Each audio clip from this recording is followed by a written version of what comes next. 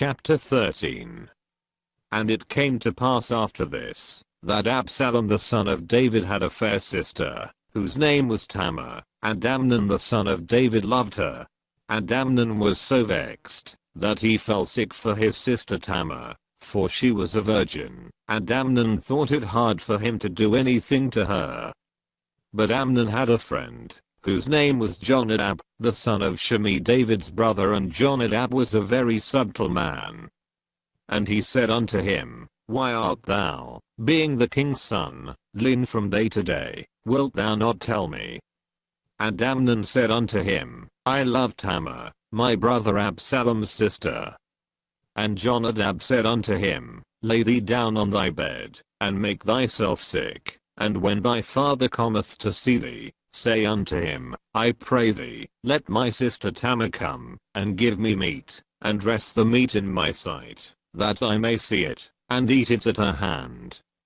So Amnon lay down, and made himself sick, and when the king was come to see him, Amnon said unto the king, I pray thee, let Tamar my sister come, and make me a couple of cakes in my sight, that I may eat at her hand. Then David sent home to Tamar, saying, Go now to thy brother Amnon's house, and dress him meat. So Tamar went to her brother Amnon's house, and he was laid down.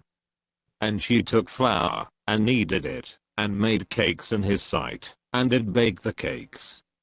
And she took a pan, and poured them out before him, but he refused to eat. And Amnon said, Have out all men from me. And they went out every man from him. And Amnon said unto Tamar, Bring the meat into the chamber, that I may eat at thine hand. And Tamar took the cakes which she had made, and brought them into the chamber to Amnon her brother. And when she had brought them unto him to eat, he took hold of her, and said unto her, Come lie with me, my sister. And she answered him, Nay, my brother, do not force me, for no such thing ought to be done in Israel, do not thou this folly. And I, whither shall I cause my shame to go? And as for thee, thou shalt be as one of the fools in Israel. Now therefore, I pray thee, speak unto the king, for he will not withhold me from thee. Howbeit he would not hearken unto her voice, but, being stronger than she, forced her, and lay with her. Then Amnon hated her exceedingly, so that the hatred wherewith he hated her was greater than the love wherewith he had loved her. And Amnon said unto her, Arise, be gone.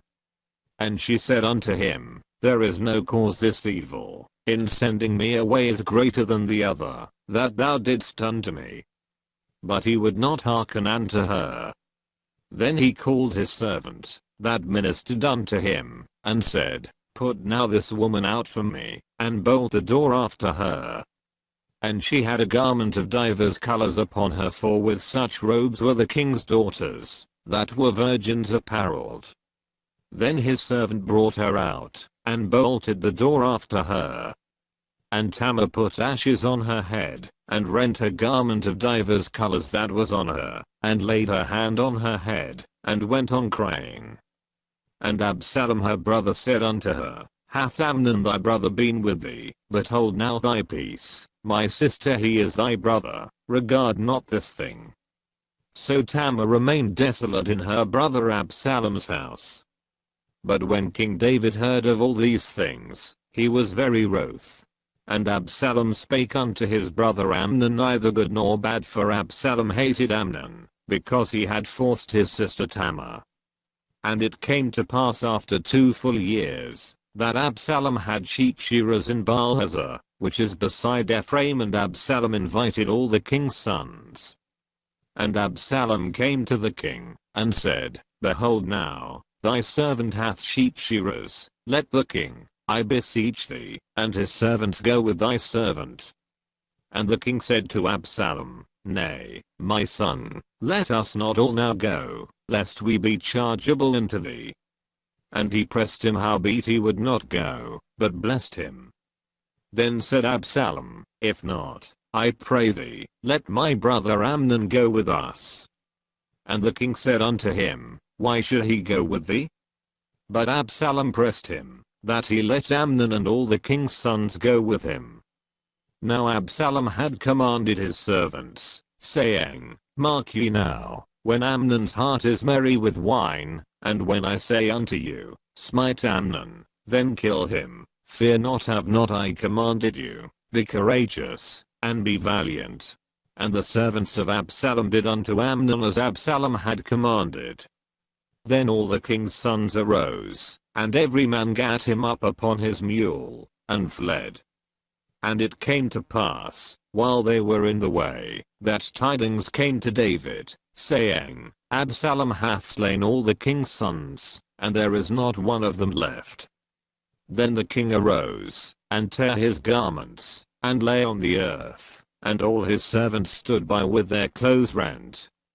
And Jonadab, the son of Shimei David's brother, answered and said, Let not my lord suppose, that they have slain all the young men the king's sons, for Amnon only is dead, for by the appointment of Absalom this hath been determined from the day that he forced his sister Tamar. Now therefore let not my lord the king take the thing to his heart, to think that all the king's sons are dead, for Amnon only is dead. But Absalom fled.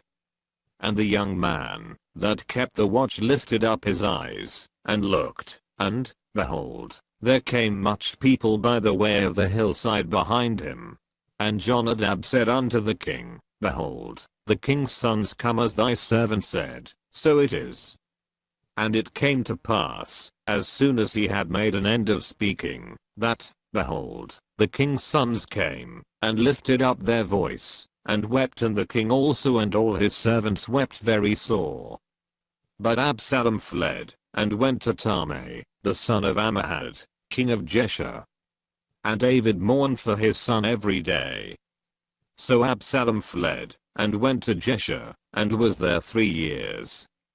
And the soul of King David longed to go forth unto Absalom, for he was comforted concerning Amnon, seeing he was dead.